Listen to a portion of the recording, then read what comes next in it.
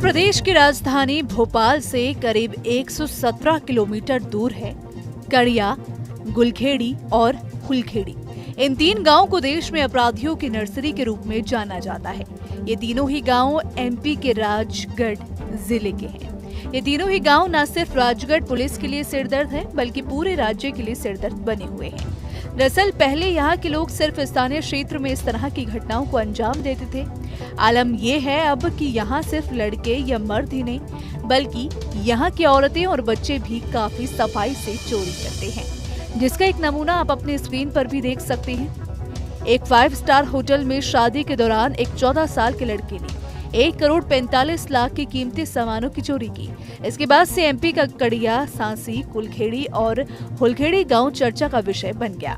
राजगढ़ जिले के स्थानीय पुलिस के अनुसार इन गांव के लड़के, पुरुष, लड़कियों और महिलाओं के खिलाफ देश भर में 1000 से 1200 आपराधिक मामले दर्ज किए गए हैं। लगभग 5000 की आबादी वाला कड़िया सांसी गांव अवैध गतिविधियों का केंद्र है, लेकिन प्रवर्तन एजेंसियों के लिए यहाँ गिरफ्तार करना आसान नहीं है। इस पूरे मामले पर राजगढ़ के मौजूदा एसपी आदित्य मिश्रा ने क्या कहा, सुनिए। छोटे बच्चे हैं जो बालिग भी नहीं होते और उनके पेरेंट्स या जो कुछ अन्य बच्चे होते हैं वो लेके आते हैं और उन्हें सिर्फ चोरियों के गुर सिखाए जाते हैं। और चोरियों में वो पकड़ा जाए, जो पिटाई उसको सहन करने के गुर सिखाए जाते हैं। बहुत सारी तमाम बातें हैं जिसपे कि पेरेंट्स से मतलब सिर्फ बच्चों को चोरी करवाने का उनका मकसद होता है। तो बड़ी बड़ी चोरियाँ आती है। सर घोड़ा खाने में आने वाले ये गाँव, कितनी चोरियों का वहाँ से अन्य स्टेट से कितने पुलिस वहाँ पे आती है, रोज कितने प्रकरण आते हैं? देखिए, अब रोज कितने प्रकरण आते हैं इसकी तो संख्या मेरे पास वर्तमान में उपलब्ध नहीं है, पर हाँ ये बात सही है कि पिछले 5 महीनों में करीबन 3 से 4 स्टेट्स की पुलिस आई थी और हमने लगातार इसमें रिकवरी कराई है। इसमें मैं एक बात से डिसएग्री करता हूँ, जो न्यूज़ में भी चल रहा है कि कोई यूनिवर्सिटी चल रही है या पैसे दे के कोई ट्रेनिंग कोर्स होता है, ये बात सही नहीं है। बट ये ज़रूर है कि नाबालिग बच्चे, लगातार उस क्षेत्र के नाबालिग बच्चे चोरी कर रहे हैं, तो संभवतः ये माना जा सकता है कि माँ बाप ही उनको इस चीज़ करने से रोक नहीं रहे। देखिए, किसी भी बच्चे के लिए प्राथमिक स्कूल उसका माँ बाप होते हैं। जैसी शिक्षा माँ बाप देंगे वैसा ही बच्चा आगे बढ़ता है या उसी प्रकार के कर्तव्य करता है। हम इसलिए प्रयास कर रहे हैं कि वहाँ पर स्कूल्स, टीचर्स, आंगनबाड़ी जो है, उन केंद्रों के माध्यम से यदि बच्चों को बता पाए कि जो चीज़ें वो कर रहे हैं वो गलत हैं, वो इलीगल हैं, वो नहीं करना चाहिए, और जो माँ बाप भी उनसे करा रहे हैं शायद किसी के बहकावे में आके करा रहे हैं या कुछ उनकी ऐसी अपेक्षाएं हैं जो शायद अब उनको ऐसा लगता है कि चोरी के अलावा वो पूरी नहीं कर सकते हैं। यदि वो ये करा रहे हैं तो हमारा ये दायित्व है कि हम उनको सही दिशा दिखाएं, सही रास्ते पे लाएं। और बच्चों के मन में, देखिए, बच्चों का मन जो होता है वो मुझे लगता है चिकनी मिट्टी का घड़ा होता है। जिस तरीके से कुम्हार उसको बनाना चाहे उस प्रकार का वेसल वो बन जाता है। यदि पुलिस और प्रशासन इस तरह का प्रयास अभी जो कर रही है कि बच्चों को समझाया जाए कि ये गलत चीज़ है। कोई भी अगर बाल अपचारी हमें मिलता है या हमसे कोई बातचीत करता है, जब कभी हम पुलिस को उसको पकड़ के या उसके जो लीगल कार्रवाई करते हैं, हम उसे ज़रूर पूछते हैं तो वो यही बताता है कि सर मुझे किसी ने बताया ही नहीं कि ये गलत है, मुझे माँ बाप ने भी नहीं बताया कि जो मेरे से करवा रहे हैं वो गलत चीज़ है, इलीगल चीज़ है, इसके लिए जेल जा सकते हैं। और क्योंकि पहली बार वो लोग न्यायिक निरोध में जा रहे हैं तो उनको एहसास हो रहा है कि ये गलत चीज़ है। शायद काफ़ी लंबे समय से उनको न्यायिक निरोध में प्रॉपर नहीं रखा जा रहा था या वो बचते फिर रहे थे। इस कारण से भी उनमें जो सही गलत का अंतर है वो शायद वो भूल गए थे। आपको बता दें कि जिले के इन तीनों गांव में अवैध शराब, जुआ, ताश, सट्टे के कारोबार जोरों पर है। ये बाहरी लोग भी बड़े पैमाने पर जुआ खेलने आते हैं, लेकिन एक कैमरे में कैद करना किसी के बस की बात नहीं है। वहाँ शराब बिकती है, ताश पत्ती होती है, जमाने के सारे उल्टे सीधे काम होते हैं, इसलिए कड़िया फेमस है। अच्छा, फेमस है। वहाँ के छोटे छोटे बच्चे भी बाहर बड़ी चोरियों को अंजाम देते हैं? नहीं, इसके बारे में हम कुछ नहीं बोल पाएंगे कि वो अंजाम देते हैं या नहीं देते हैं, मगर वहाँ सिर्फ शराब बिकती है, ताश पत्ता होता है और जुआ सट्टा का जो खेल है वो चलता है।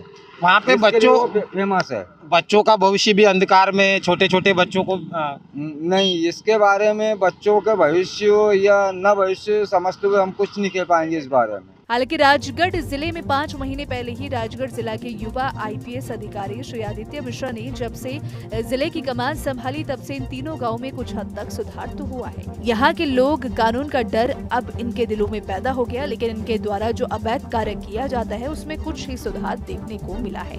तो फिलहाल इसको लेकर आपकी क्या राय है? आप अपनी राय हमें कमेंट सेक्शन में जरूर बताइएगा। वीडियो पसंद आए तो वीडियो को लाइक और शेयर करना ना भूलें।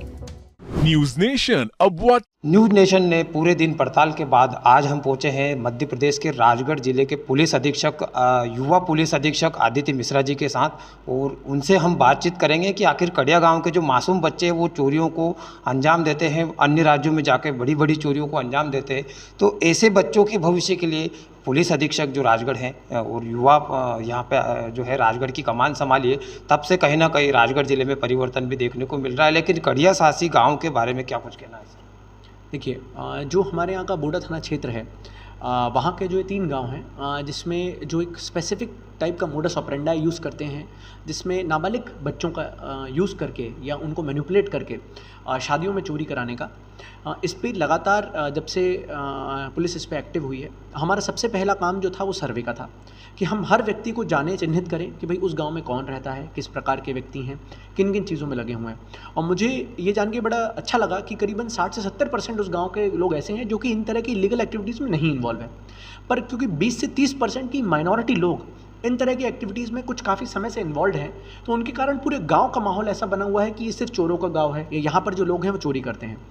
पिछले करीबन 6 महीनों में हमने करीबन 4.5 करोड़ से अधिक की जो राशि है वो मशरू का है वो जब्त किया, वहाँ से आरोपियों को गिरफ्तार किया।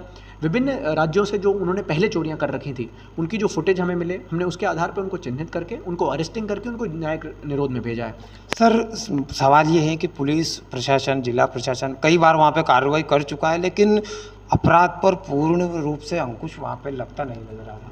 देखिए, आपको ये समझना पड़ेगा कि कोई भी इस प्रकार की टेंडेंसी जो कि पिछले करीबन 30-40 साल में शायद डेवलप हुई है, कि वहाँ पीढ़ियों दर पीढ़ियों से लोग इस प्रकार की चीज़ें करते आ रहे हैं, तो उनको जब तक इस चीज़ का डर नहीं रहेगा कि भाई लीगली हम पे कार्रवाई होगी, हम जो चीज़ अगर इलीगली ऑब्टेन कर रहे हैं वो वापस फरियादी के पास जाएगी, हमें जेल होगा, हमें कन्विक्शन होगा, हमारे जो सारे सबूत हैं उनको लीगल तरीके से एक्सेप्ट करने के बाद पुलिस हमें जेल भेजेगी, तब तक इसमें कमी नहीं आएगी। वर्तमान मुझे बताते हुए बड़ी खुशी है कि हमने एक एनालिसिस किया कि पहले कितनी चोरियां ये करते थे और अब कितनी चोरियां कर रहे हैं। स्थानीय स्तर पे चोरी बंद हो गई है सर। बिल्कुल, ये भी एक बहुत पॉजिटिव साइन है। पिछले साल एक उदनखेड़ी में बड़ी चोरी हुई थी, जैसा आप बता रहे थे, सारंगपुर में एक बड़ी चोरी हुई थी, परंतु आप देखेंगे कि पिछले 6 महीनों में कोई भी बड़ी चोरी नहीं रही है, और अगर कोई भी चोरी हुई है तो पुलिस ने सतत प्रयास करके, मुझे बताते हुए बहुत खुशी है कि शायद मध्य प्रदेश के ऐसे कम ज़िलों में से हमारा एक ज़िला है जिसमें जो रिकवरी परसेंटेज है वो 75% से भी ज़्यादा है। मतलब यदि अगर कोई 100 रुपये का सामान चोरी हुआ है तो अभी वर्तमान में ही पिछले 4 महीनों में हमने 75 रुपये से अधिक का जो सामान है, 75% एक काफ़ी बड़ा परसेंटेज माना जाता है जो जिसका हमने रिकवर करके दिया है। वर्तमान में भी 3 दिन पहले भी हमने एक इंटरस्टेट गैंग पकड़ी थी जो कि लगातार इस तरह की चोरियों में या गाड़ियों के उसमें इन्वॉल्व रहती थी। कुछ दिन पहले जयपुर के हयात होटल में करीबन 1.5 करोड़ रुपए की चोरी एक नाबालिग बच्चे के द्वारा की गई थी, जो कि खुद कड़िया गांव के रहने वाले थे। उसमें भी महज 48 घंटे के अंदर पुलिस ने करीबन 1 करोड़ 45 लाख रुपए का जो भी मशरूका था पूरा जब्त किया। जो आरोपी थे, जो इन्वॉल्व थे, उनको न्यायिक निरोध में भेजा, जयपुर पुलिस को हैंडओवर किया, और फरियादी ने, मुझे बताते हुए बड़ी प्रसन्नता हुई कि उन्होंने खुद आके हमें बधाई दी और हमें बोला कि सर पहली बार हमने देखा है कि इतनी प्रोएक्टिवली पुलिस और प्रशासन के बीच में जो समन्वय था, कि जयपुर पुलिस और हमारे यहाँ के जो EDG इंटेलिजेंस हैं उनके बीच के समन्वय और जयपुर पुलिस और हमारा जो समन्वय था, उसी कारण उनके आरोपी पकड़े गए। और मुझे लगता है कि यही अगर हम रिगरसली इसको फॉलो करते रहेंगे तो लोगों में एक डर बैठ गया है। आप अभी जाएंगे, आप गांव खुद महसूस कर रहे होंगे और आप होके भी आए होंगे कि पहले जहां पर पत्रकारों को जाने में या आपको जाने में ऐसा लगता था कि शायद कोई हमसे सवाल ना करे, हमसे बात ना करे, या हमें बोले कि भाई आप ये वीडियो डिलीट करिए। आप आज जाएंगे तो वहां पर आप वीडियो बना सकते हैं। सर, डर तो अभी भी है वहाँ पे, लेकिन वहाँ के लोगों को मुख्य धारा में लाने के लिए प्रशासन को क्या कुछ? देखिए, मुझे लगता है कि एक स्टेप बाय स्टेप प्रोसेस होता है। किसी भी 40 साल की कुरीति बोलें या 40 साल की कुछ एक्टिविटी जो चल रही हैं उनको एक दिन में हटा देना या एक दिन में साफ़ कर देना संभव किसी के लिए नहीं है, ना मेरे लिए है, ना किसी प्रशासन के लिए संभव है। पर जिस तरीके से हम स्टेप कर रहे हैं कि जो 70% लोग हैं जो सही हैं उनको मुख्य धारा से जोड़ा जाए, उनको रोल मॉडल बनाया जाए। यदि आप बच्चे को बताएंगे कि एक व्यक्ति जो कड़िया गाँव का था, जो कि चोरी ना करते हुए पुलिस में भर्ती है, वो वहाँ के लिए एक रोल मॉडल है कि आप ईमानदारी से फोर्स का हिस्सा बन के रह सकते हैं। पुलिस डरने का नहीं, पुलिस ज्वाइन करने का हिस्सा है। यही चीज़ हम बताते हैं। वहाँ पर कुछ लोग हैं जो टीचर्स हैं, हम उनको लेके जाते हैं, उनसे रोल मॉडल्स करवाते हैं कि भाई आप बताइए बच्चों को कि क्यों एक अच्छी ईमानदारी से करी गई नौकरी ज़्यादा बेहतर है एज़ कम्पेयर टू चोरी का कोई नौकरी। तो मुझे लगता है थर्ड चीज़ जो हम लोग कर रहे हैं वो स्किल डेवलपमेंट के लिए। देखिए, किसी भी व्यक्ति को जब तक आप किसी स्किल डेवलपमेंट कोर्स से नहीं जोड़ेंगे उसको ये नहीं लगेगा कि मेरे जीवन यापन करने के लिए एक ऑल्टरनेट मैकेनिज्म है, तब तक वो इन तरह की चीज़ों में शायद लिप्त रहे। तो मुझे लगता है कि इन तीनों चीज़ों पे पुलिस प्रशासन के लिए सर वो गांव चुनौती है। देखिए, मैं किसी भी ऐसे गांव को चुनौती मानता हूं जहां पर मुझे लगता है कि हमें काम करने की ज़रूरत है। तो मैं आपको ये नहीं बोलूँगा कि हमने वहां पर पूरी जंग जीत ली है, पर यह ज़रूर है कि उस जंग का एक बहुत बड़ा हिस्सा हमने पार कर लिया है, जहां पर यह होता था कि शायद पुलिस आपके कार्यकाल में सर कहीं ना कहीं आप पूर्ण अंकुश लगा देंगे। मुझे ऐसी उम्मीद तो है कि हम लोग लगातार लगे हुए हैं, और मुझे लगता है कि आप खुद भी आज से 6 महीने बाद या 5-6 महीने बाद जब वहाँ जाएंगे तो आपको ये महसूस होगा कि लगातार जो परिवर्तन होता है, लगातार कार्रवाइयों से जो एक प्रयास करने से जो कार्रवाइयाँ होती हैं, उससे बहुत बड़ा फ़र्क पड़ता है।